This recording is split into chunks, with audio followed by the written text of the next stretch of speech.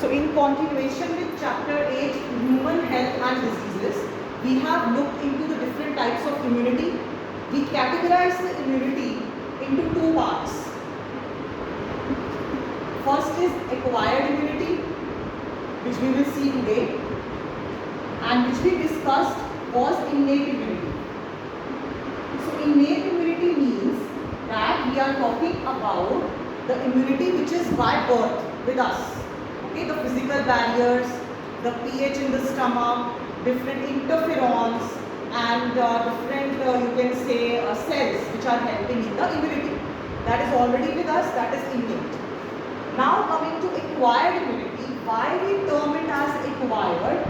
Because this immunity we get after we are exposed by the antigens. Now what are these antigens? Nothing but pathogens. The disease causing organism, that is pathogen, contains certain units on its you can say body outer surface which are proteinaceous in nature, and that is antigen. Okay?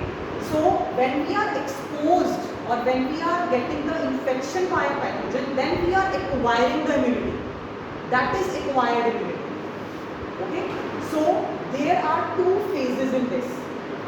The initial phase and the final phase. Now what is this initial and final? I am dividing it into. Once you are exposed with the antigen for the first time, your cells in the body will have memory that okay, that this pathogen came and these cells were formed in the body. For example, this pathogen came and these cells were made in the body. First time when you are exposed, the number of cells which are formed are less in number, because first time it is, body is taking time, it will take time to show the immune response.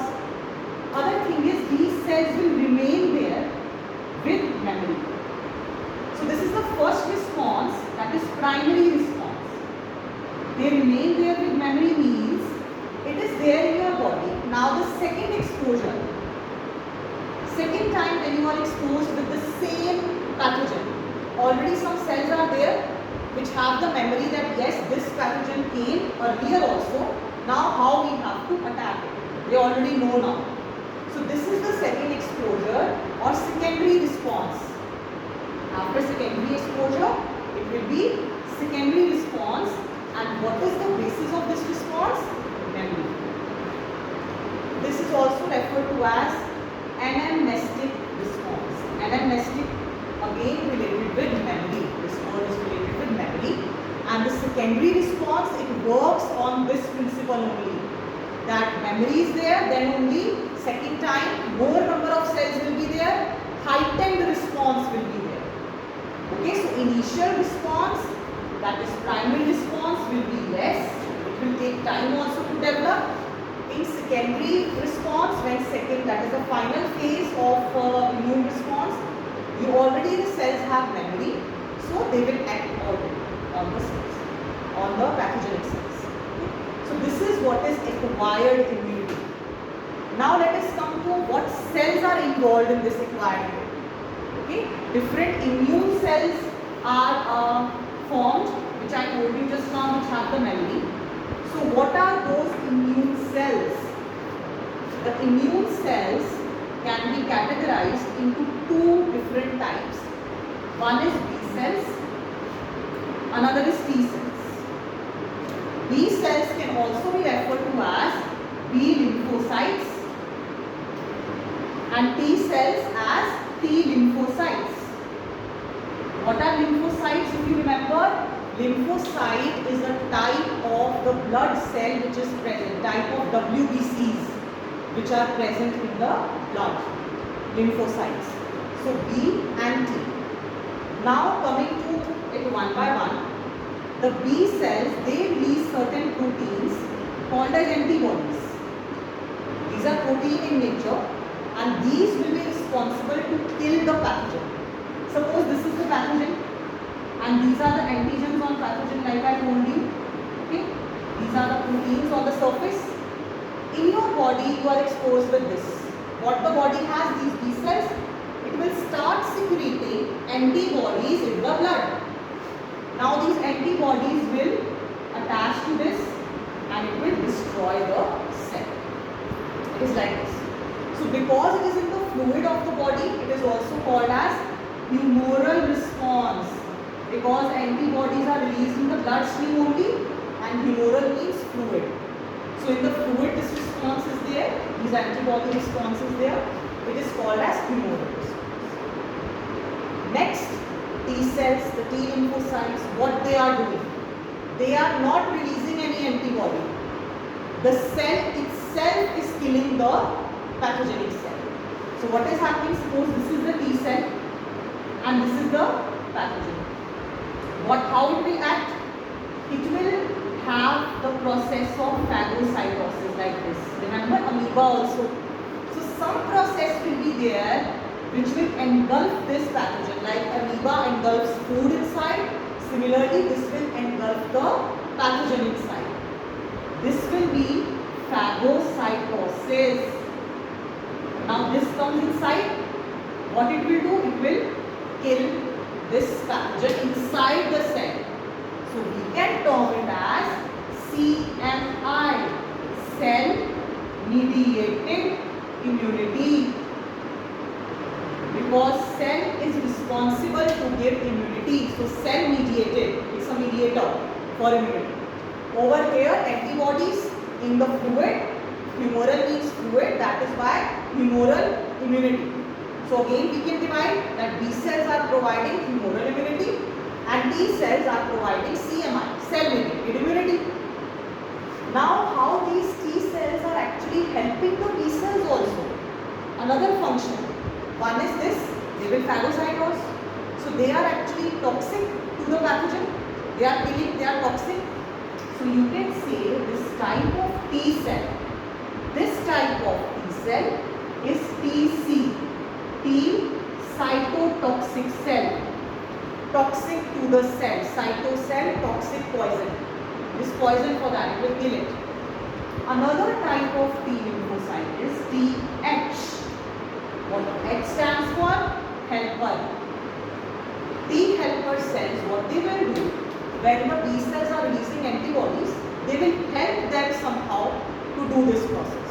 They are not releasing antibody, but they will help the B cells to do this process. So, the take-home message is that in acquired immunity, these are the immune cells, B and T. B releases antibodies in the bloodstream, so it is humoral immunity. T basically is killing the cells or helping the B cells through the cellular mechanism. So this is cell-mediated immunity. Now let us look at the structure of this antibody. How this antibody looks like. Just now I told you it is a proteinaceous structure. Something like this. It is having these 4 chains, proteinaceous chains, polypeptides like this. This is a lighter chain, this is a heavier chain because of the length of amino acids it would be having. And here the disulfide bonds are there. Only till here these are joined with each other. So this part is called as the light chain of the immunoglobulin. What is immunoglobulin? Antibody only. And this is the heavy chain. Immuno related to immunity, globulin protein. So it is another name of antibody which we can represent like this, capital I small g.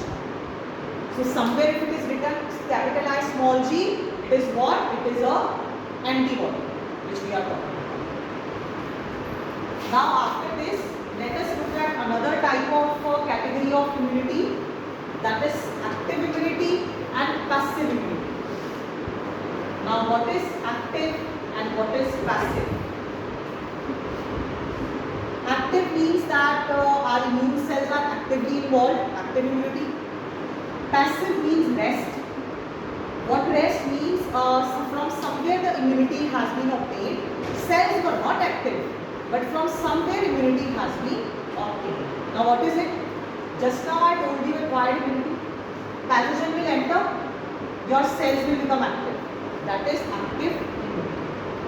Passive means that if I give, suppose, antibodies, I inject the antibodies. Means the body was not making antibodies, but I am injecting the antibodies in my body because my body cells are not active. So I have to use some external cells, take the antibodies from outside and inject. So this is passive. Why passive? Immunity you are getting, but your body is not making those immune cells. You are getting antibodies from external source, but in active what will happen? Your cells will release antibodies on exposure from the pathogen. For example, in these days for coronavirus treatment, this COVID treatment, plasma therapy was used. This is a type of passive immunity. What is plasma therapy? From the individuals who had suffered coronavirus, from their body, antibodies were taken. Because their body makes antibodies against coronavirus. But these antibodies are then transferred to the patient to treat the patient. So external source is used. Body is not making it.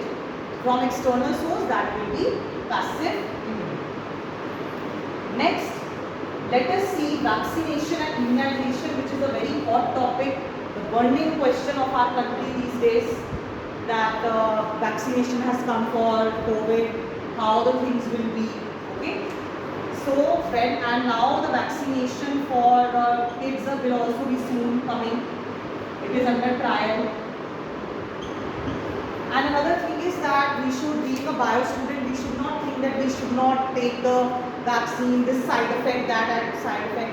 I have myself taken 2 doses and the person is fit and fine, nothing has happened. Okay? So those myths should not be there if you know this concept. If you don't know, then in the mind those thoughts can come. But if we know it, we will know how vaccination and immunization process works. Vaccination and immunization are related with each other. Let us see how. Let us take example of coronavirus only. Now we have to, the scientists have to develop the vaccine against, suppose this is the antigen of coronavirus. Okay? Suppose this is it. Now how the scientists would have made this? They would have killed this coronavirus. They took the coronavirus, okay, strain, killed it, inactivated it so that it will not cause disease. Then they tried different fractions, that which fraction will work best against it. So means the vaccination which we are taking is containing inactivated coronavirus only, part of it maybe, or some protein of this coronavirus. But it is inactivated. So in our body we inject this inactivated antigen. Our body will receive this antigen. This is foreign substance. Now it will start producing antibodies. Sometimes that is why what happens when this response is there, some people get fever after vaccination. That is not against side effect. That is a natural process. When you get vaccination, you can get fever also.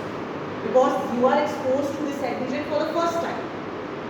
Now what will happen, suppose we are now exposed, that particular person is exposed to coronavirus. Already in the body antibodies are there, already the cells are there.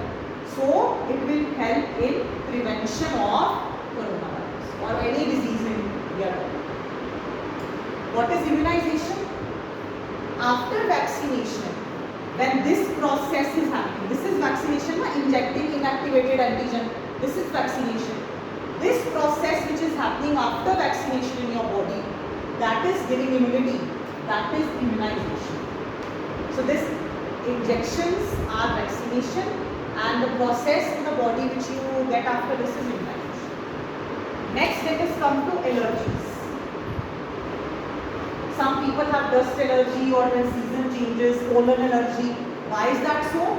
Because in your body there are certain cells called as mast cells. They will release certain compounds like histamines and serotonin, which will cause inflammation or sneezing, coughing, all these things. And the antibody which is involved in the allergic reaction is IgE. There are different types of antibodies. So immunoglobulin E is involved in allergic reactions, which is whenever antigen is coming and your body is giving heightened response, inflammation, sneezing, it is heightened response. So to treat allergies, what would be taken? Because histamines are released, the doctor will recommend you to take antihistamine to treat allergic reactions. Next, let us see autoimmune disease. Autoimmune means self-immunity. What is this self-immunity actually? Means that suppose there are some self cells and non-self cells. What is this word? Self cells means our own body cells. Non-self means any foreign cell which is coming. Now when any foreign cell or antigen is coming in our body will react to it. But what about in some cases, what happens if your own body cells start acting against your own body? That is autoimmune disease. When your own body cells will start the immune reaction against your own cells. That is autoimmune disease. Like rheumatoid arthritis. In that what happens? In the joints, the self cells only start attacking themselves. So then you develop this autoimmune disorder. Now the last topic for today is the immune cells, which we have studied, the immune system we will study. That where actually the immune system of our body lies. So immune system of our body. See, just now we have done that B cells are there, T cells are there. Where these are formed in the body, that those are the immune organs which are there. That is bone marrow, in the bone, and thymus. It is near the heart. These two organs basically are involved in developing of B cells and T cells. Now what happens in bone marrow and thymus? B cells and T cells mature. This origin, the originator or the origin is these two sites in the body. That is why these are called as primary lymphoid organs. Because over here what is happening? They will form, they will take birth over here, means they will form over here and they will mature. Next is secondary lymphoid organs like spleen. What is happening in spleen? These B cells and T cells will go in the spleen after formation over here and they are going to encounter antigen. Encounter antigen means that this is the place where they will be sitting. If some foreign substance comes, they are starting to attack. Means they will attack those antigens. So means here they will develop more because now they are attacking the antigens. So this is the place where they will be attacking. What is another importance of spleen? Maximum of the RBCs, erythrocytes, RBCs are formed over here in the spleen. Alright? And one very important lymphoid organ which is maximum, you can say 50% of our body is having that lymphoid organ. That is MALT.